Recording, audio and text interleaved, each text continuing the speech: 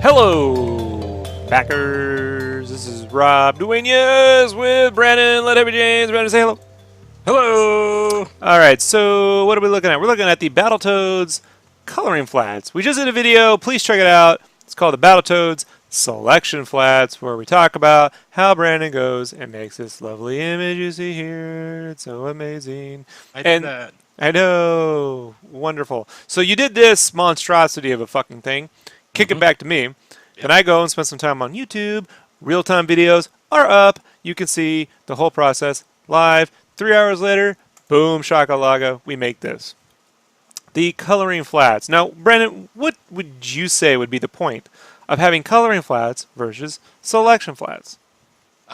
Selection flats are just separating the areas that need to be colored.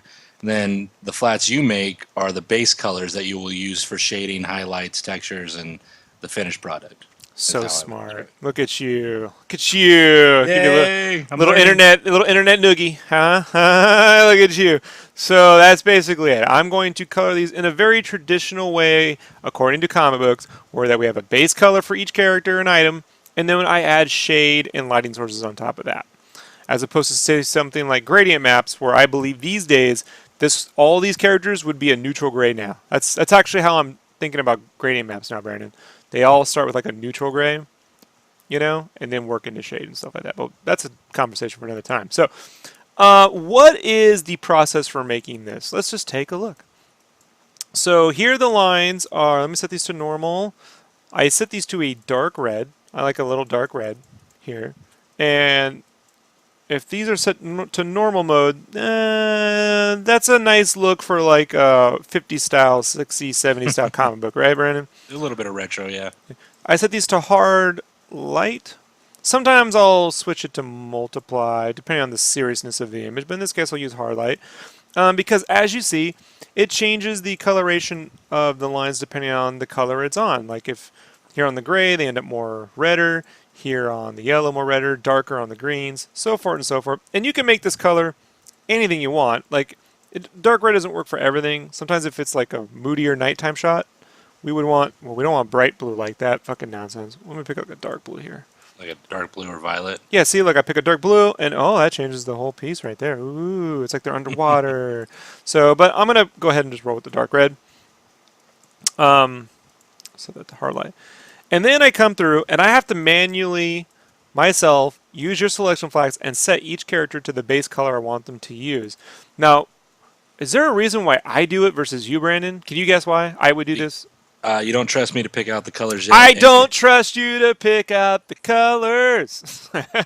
Now, would you say, now this is a big question now, okay, Brandon? Do you think it's that I don't trust you or that I don't trust anyone? You don't trust anyone. I don't trust anyone. You won again. It's wonderful. That's right, folks. I don't trust anyone to do this but me. There's a lot of reasons for that. One, I just don't trust people. Two, I have attachment issues. No. One of the reasons why is I want to make sure that I'm keeping a lot of the same colors. So you see this red here on her fucking cape?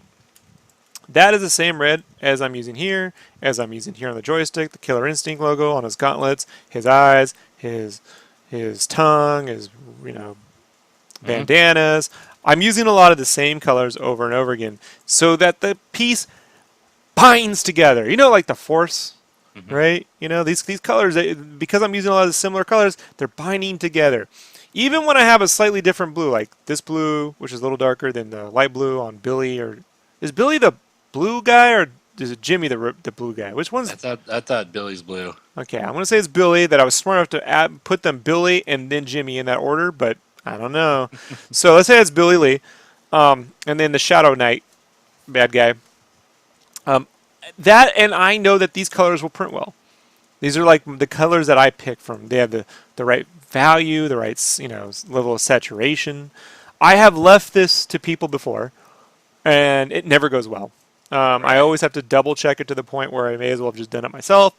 That being said, it takes hours. It took me 3 hours because it's tedious. I have to go for each piece, reset each color, and then also make certain that sometimes Brandon, sometimes you might miss a detail or two Oh yeah. in the selection process, Oh yeah. right?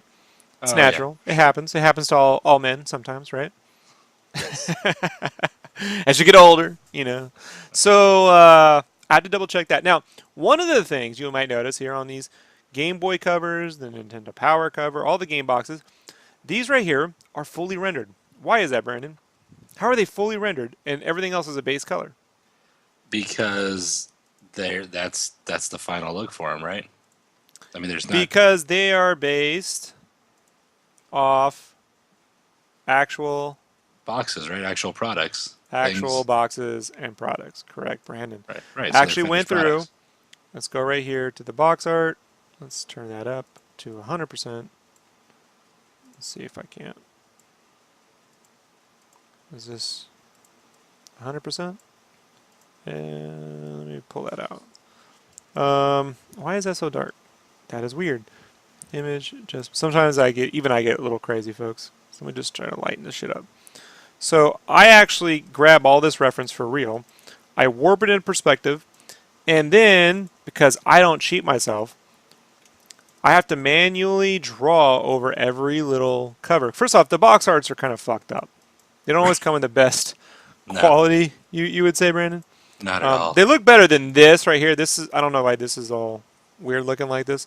But I have to draw over everything. So if you look at the line arts, this is me loosely drawing over everything. I have to draw this Battletoads logo. How many times, Brandon? 1, 2, 3, 4, 5, 6, 7, 8, 9, 10, 11, Many times. Many times. Remember when I did the Star Wars one? I was like, I must have drawn the Star Wars logo like at least 100 times, right? Like, You could have done it in your sleep. yeah, and they're of varying quality. These items. So when I go to draw over them, I don't want you to have to go and add flats for all these little box arts and these characters. I'm not trying to recreate them. I take these Right. box arts, I redraw over them, and then I place those items, run a few filters on top, lighten them up a little bit because I'm going to add shading to them already, Mhm. and then we end up at this. Or if we zoom in, we can see these lines actually give definition and form to all these characters. They're not 100%. I'll have to go in there and add little tweaks here and there, but it's way better than you manually. This poor girl, she used to do my flats, and I had her do this one with Mortal Kombat and Truffles from Game Cave, and she actually went through and tried to do flats for those boxes, and I told her, no, please don't. She was like, this is so hard. I'm like, no, you're killing yourself. Don't do it. Plus, with these covers, I want the ridiculousness of these Nintendo Power covers, Right. in all their ridiculousness, whatever word that is, whatever word. Sounds Glory. about right. Glory. Ridiculously glory. Yeah, that sounds about stupid. So that sounds like I should be an artist. So, but there you go, folks. I also worked in a few little bonus items here, like a Killer Instinct logo and a Shovel Knight sticker on the arcade cabinet. Why do you think I did that, Brandon? I would say because you either one have a review of it in the book, Review? or Have you reviewed? No. because Nope. they were made by the same company. Nope. It's because there are Battletoads that feature in the new Killer Instinct, and there's Battletoads that are featured in Shovel Knight. Really? In the new Killer Instinct, there's Battletoads? There's a one that you can download as DLC. Yeah. That's pretty cool. They added them in. So, and then they're also in Shovel Knight. So I thought that'd be a nice homage, right? And so, and then this right here is an actual game screen from the Battletoads arcade game that I duplicate, blur it, and set it to lighten, which gives me a damn good base to start coloring. So the next step would be to fill this all in with shade, add the lighting sources across this whole piece, and then maybe one more levels of gradient shades plus lighting effects, glows, paint all the fucking kelp. All this to start, right? Yeah, this is just the beginning. Yeah, And yeah. we're already 12 hours for me, or well, I don't know how long it took you to draw, but just say coloring wise, 12 hours for me, 3 hours for you. That's 15 hours so far for this. Yeah, well, no, it's at least another 10. Let's say another 15. So we're 30 hours in right now between total drawing time. All these characters were 100% digital. The Battletoads were drawn traditionally, full through, in full 100%. Their feet, legs, and everything. Scanned in and then traced over, digitally inked over that to get these characters. And then I hand it to you for flats, adds 12 hours, and it comes back to me for 3 hours for set coloring flats. And then I'll probably get this done in about another 10 hours. Anywhere between 6 and 10 hours, how long it takes me to color. I like to have some editing time as well. Right. So backers, that is why these things are hard to do. That being said, I've taken these challenges on for a few reasons. One, because I'm stupid. Two, because I don't ever want to do another Battletoads piece again. So when I take on like Final Fantasy VI, Final Fantasy VII, I want that to be like my Final Fantasy VII piece. And short of a commission, that's it, folks. There's not going to be another one. One and done, I always say. But this way, everything's in here. There's no, you forgot the double dragons. You forgot the, the big things. There's always, I can't fit every fucking character from the game in here. But I have the NES game. I have the Tiger handheld.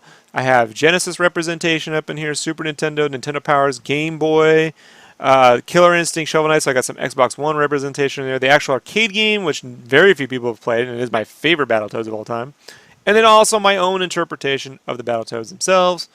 Zats, Zits, Rash, and Pimple, right? Look at that shit. I know it. And as a bonus, this is going in Game Cave Volume 1.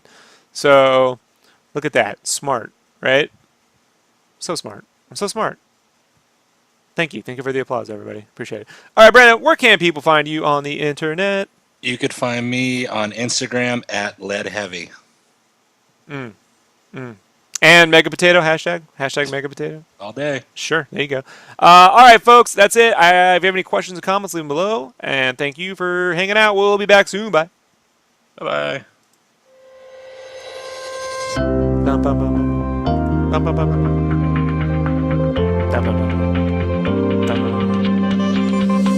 Battletoads.